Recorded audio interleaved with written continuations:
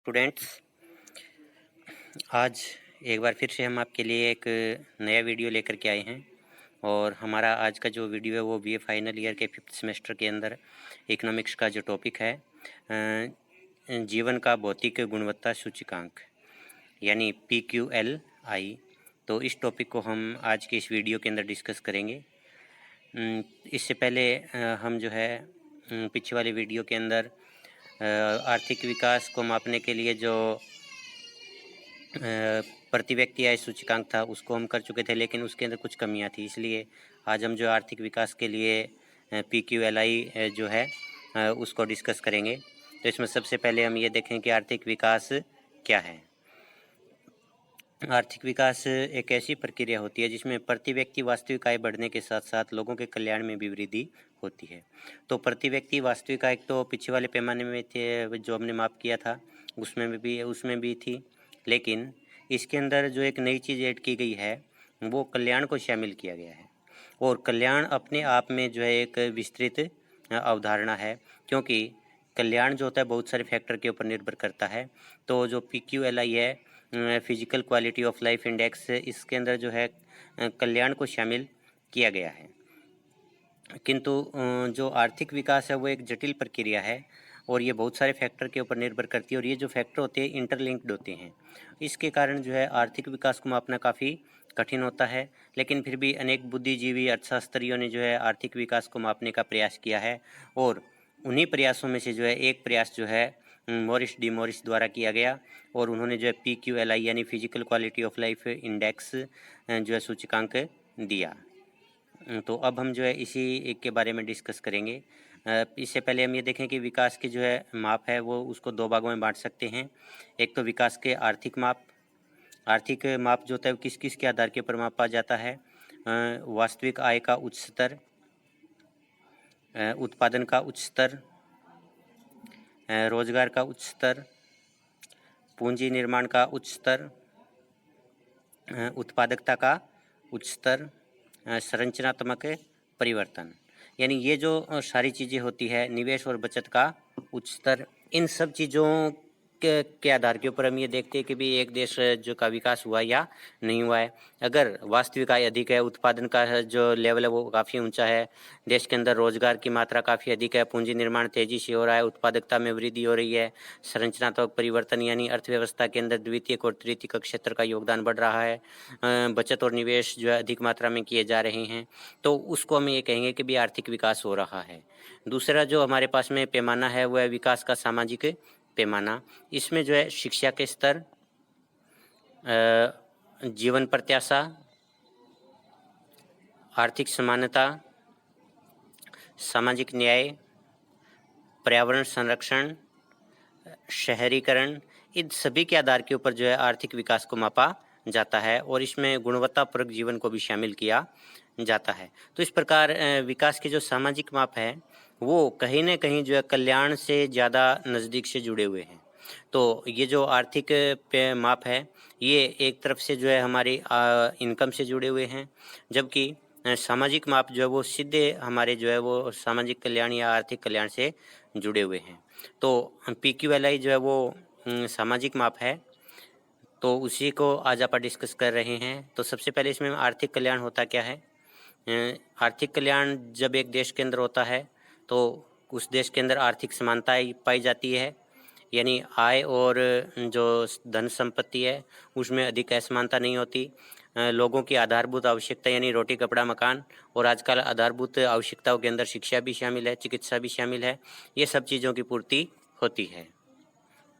साक्षरता दर वो काफ़ी ऊंची होती है, लोगों का स्वास्थ्य है वो बेहतर होता है, साफ वातावरण लोगों को मिलता है जिससे कि वो जो एक शांतिपूर्ण जीवन व्यतीत कर सके और एक स्वस्थ जीवन व्यतीत कर सके।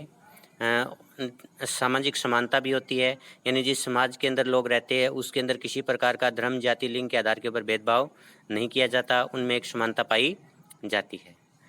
राजनीतिक समानता भी होती है, यानी प्रत्येक व्यक्ति को जो है राजनीतिक अधिकार प्राप्त होते हैं, उनके साथ राजनीतिक रूप से जो है भेदभाव नहीं किया जाता।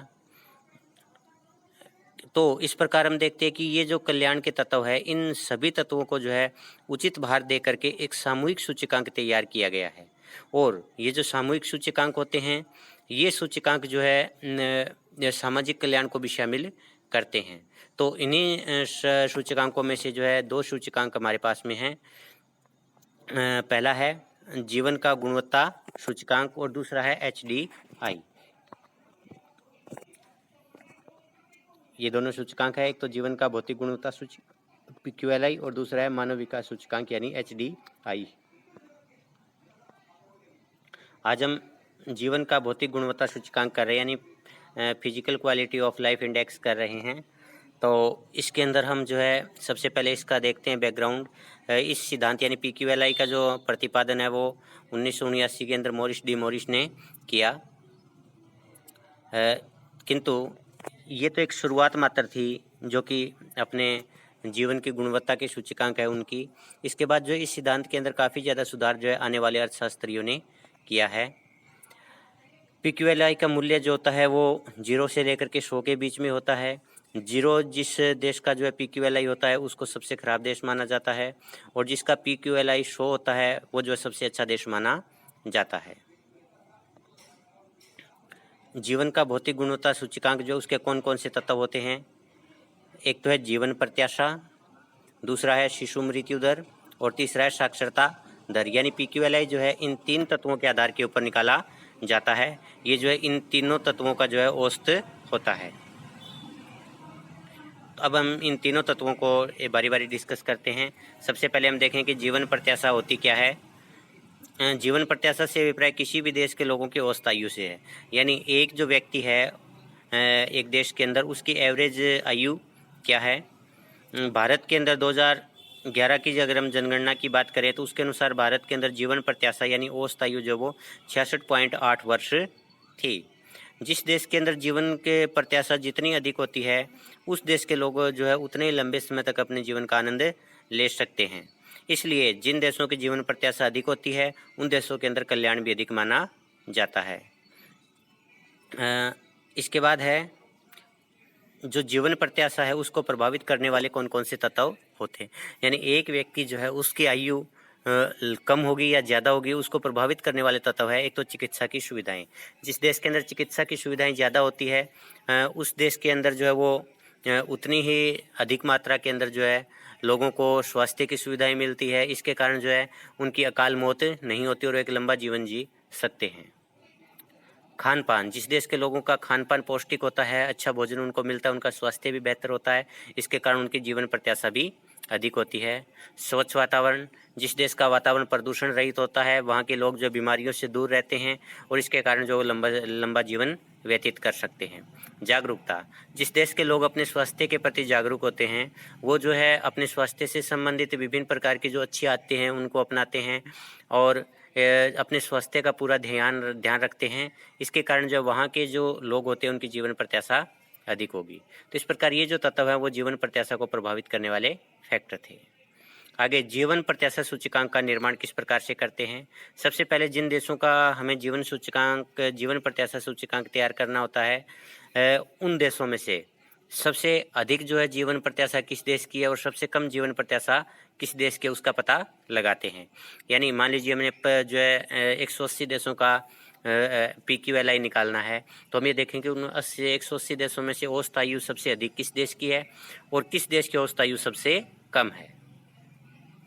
उसके बाद मान लीजिए कि भी एक देश के जो हमने PQLI जिन देशों का तैयार करना है उनमें सबसे कम आयु जो है वो औसत आयु है वो 25 है और सबसे अधिक जो औसत आयु है वो 75 वर्ष है। यानी इन दोनों के बीच का जो अंतर है वो 50 है। अब इस 50 को हमें जो जीवन प्रत्याशा सूचकांक में कन्वर्ट करना है। जीवन प्रत्याशा सूचकांक जो होता है 0 होता है और 0 से लेकर 100 के बीच में होता है। तो जो 25 आयु है और जो 75 आयु है अब उनको हम जो है 0 से लेकर के 100 तक के 100 के बीच में जो है भार देते हैं। ये भार किस प्रकार से देंगे वो आप देखिए। 25 वर्ष है वो सबसे निम्न स्तर है और सबसे निम्न स्तर को हम 0 भार दे देंगे और 75 जो है वो सबसे बेस्ट है उसको हम जो 100 भार दे देंगे। अब देखिए 25 और 75 के बीच में 50 वर्षों का अंतर है और इस 50 वर्षों को में 0 और 100 के बीच में जो अंतर है उसमें कन्वर्ट करना है। 0 और 100 के बीच में 100 का अंतर है, तो 50 वर्षों को हमें 100 बराबर भागों में डिवाइड करना है। इसका मतलब क्या हुआ, 25 वर्ष से ऊपर हर एक वर्ष के लिए 2 बार दिया जाएगा। यानी जिस देश की जो है औसत आयु 26 वर्ष है उसको 2 अंक दिया जाएगा, और जिस देश की आयु 27 वर्ष है औसत आयु उसको 4 बार दिया जाएगा। नहीं, हर एक वर्ष के लिए हम जो है 2 उसको अंक देते चले जाएंगे। तो जिसकी 50 वर्ष होगी जिसकी 75 वर्ष होगी उसको हम जो है पूरे के पूरे 100 अंक दे देंगे। तो इस प्रकार ये जो है हमारा PQLI के अंदर जो है जीवन प्रत्याशा सूचकांक है वो तैयार होता है इस प्रकार से। तो भारत की जीवन प्रत्याशा है वो 68.6 वर्ष है। अब इसको हम कैसे देखेंगे, 68.6 वर्ष जो है भारित वर्ष अब हमें इसमें निकालने हैं। तो जो 66.8 वर्ष है, तो 66.8 माइनस 25, क्योंकि मिनिमम उसमें से घटा देंगे। अपने पास भारित वर्ष कितने हैं, 41.6। अब हमें 41.6 वर्ष जो है उसको वेटेज देना है। तो एक वर्ष का वेटेज हमें पता है 2 है, तो 41.6 को हम 2 से मल्टीप्लाई कर देंगे। तो भारत का जो है PQLI के अंदर जीवन प्रत्याशा जो सूचकांक है वो है 82.2।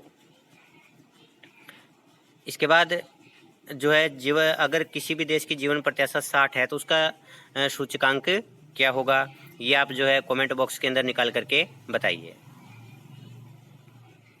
नेक्स्ट, शिशु मृत्यु दर। सबसे पहले जाने शिशु मृत्यु दर होती क्या है।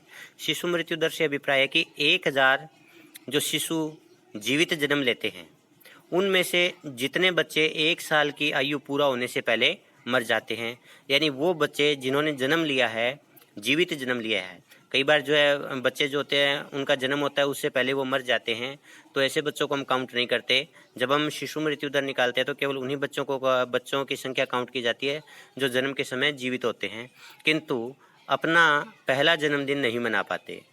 तो उन बच्चों की जो संख्या है प्रति 1000 उसको हम जो है शिशु मृत्यु दर कहते हैं। अब शिशु मृत्यु दर जो है उसको प्रभावित करने वाले कौन कौन से तत्व हैं। पहला, माँ का स्वास्थ्य।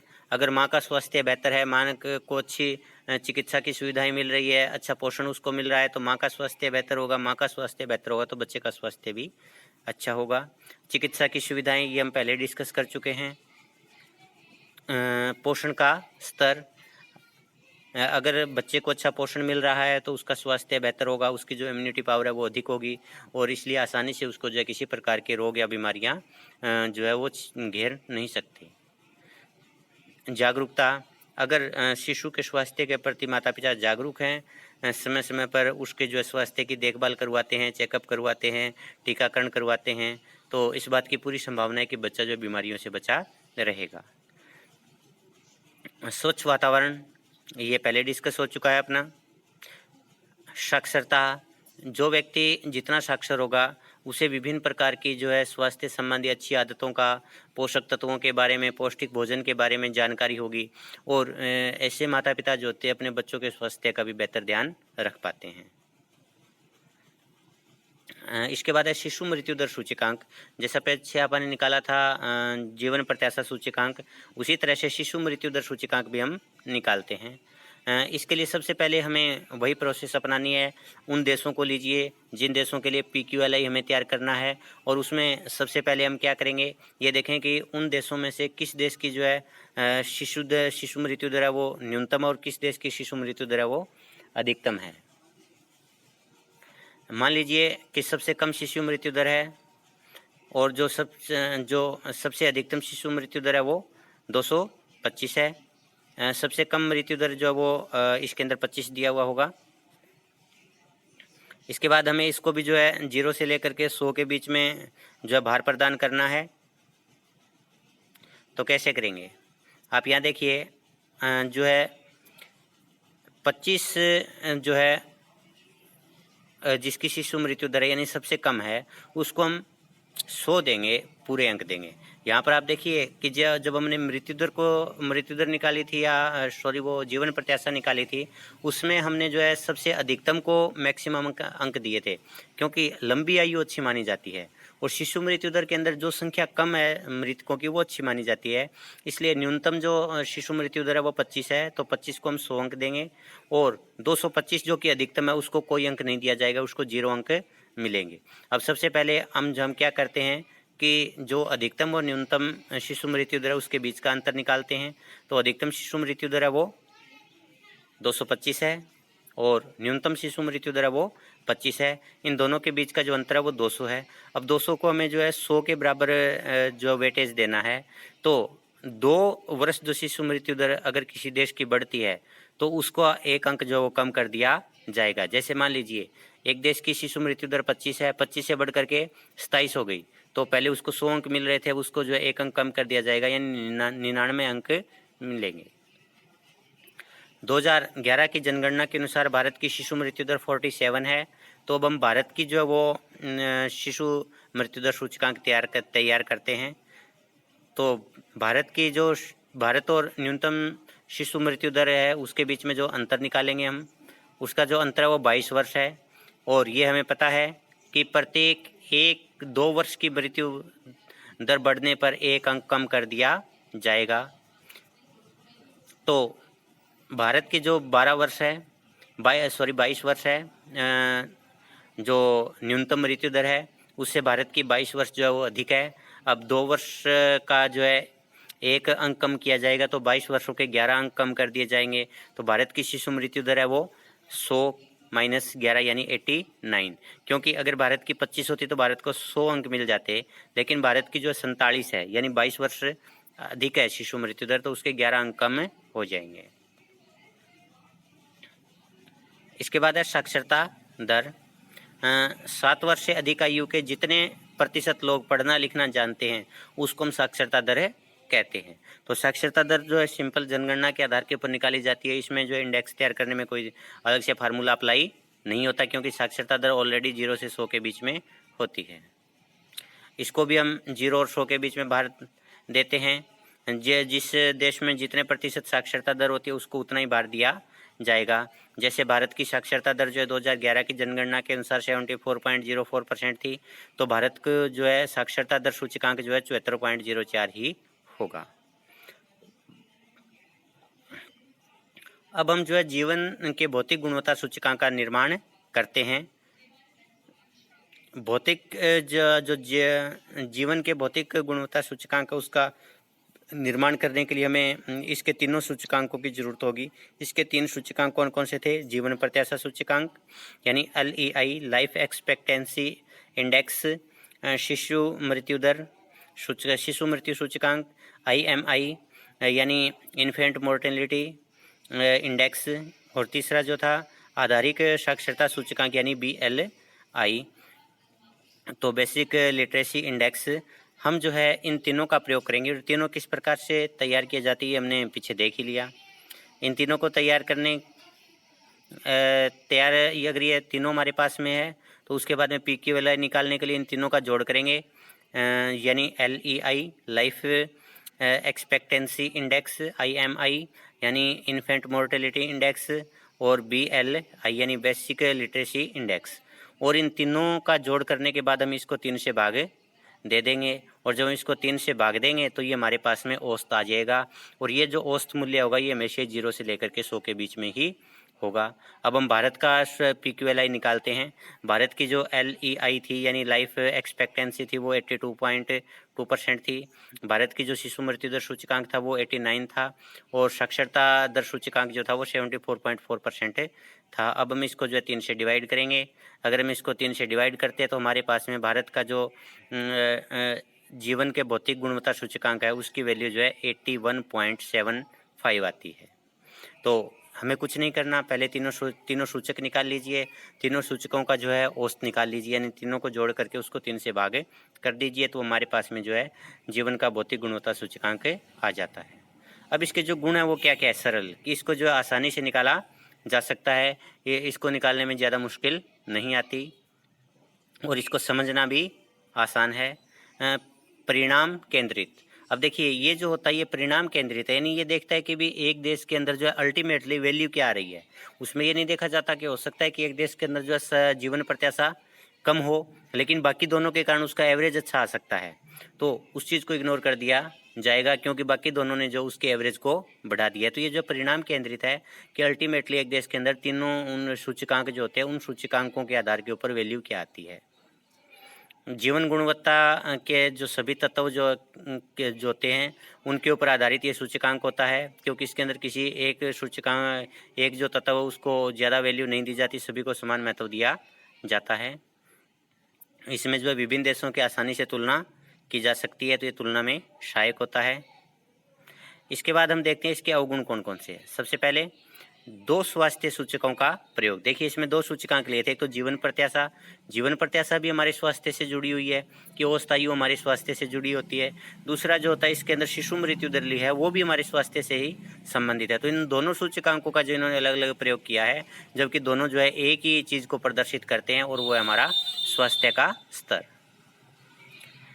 समान भार, इसके अंदर तीनों ही सूचकांकों को समान भार दिया गया है। जैसे साक्षरता दर को भी उतना ही वेटेज, शिशु मृत्यु दर को भी उतना ही वेटेज, और जीवन प्रत्याशा को उतना ही वेटेज। जबकि जीवन प्रत्याशा और शिशु मृत्यु दर है वो साक्षरता के मुकाबले ज़्यादा महत्वपूर्ण चीज़ें हैं, तो इसमें जो है समान भार दिया गया, जो कि उचित नहीं है।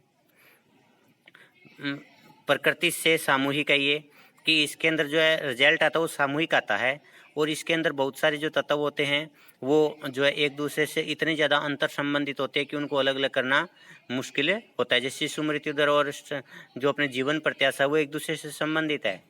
अगर किसी शिशु की पहले ही मृत्यु होगी तो जीवन प्रत्याशा ऑटोमेटिक उस देश के अंदर कम होगी। तो ये प्रकृति से जो है सामूहिक होता है। इसके बाद इसके अंदर जो कुछ महत्वपूर्ण सूचकांकों की अनदेखी की गई, जैसे आय, रोजगार, सामाजिक और राजनीतिक तत्व होते हैं, वो भी हमारे जो है कल्याण को प्रभावित करते हैं, लेकिन इसके अंदर जो है इनको कोई वेटेज नहीं दी गई है, इनको शामिल नहीं किया गया है। तो इस प्रकार ये जो हमारा टॉपिक है वो समाप्त होता है। आप सभी का बहुत बहुत धन्यवाद। अगर किसी विद्यार्थी को कोई समस्या आ रही है तो आप जो कमेंट बॉक्स के अंदर अपनी समस्या को जो है बताना, और आपकी समस्या का जो है समाधान किया जाएगा। Thank you, thanks all.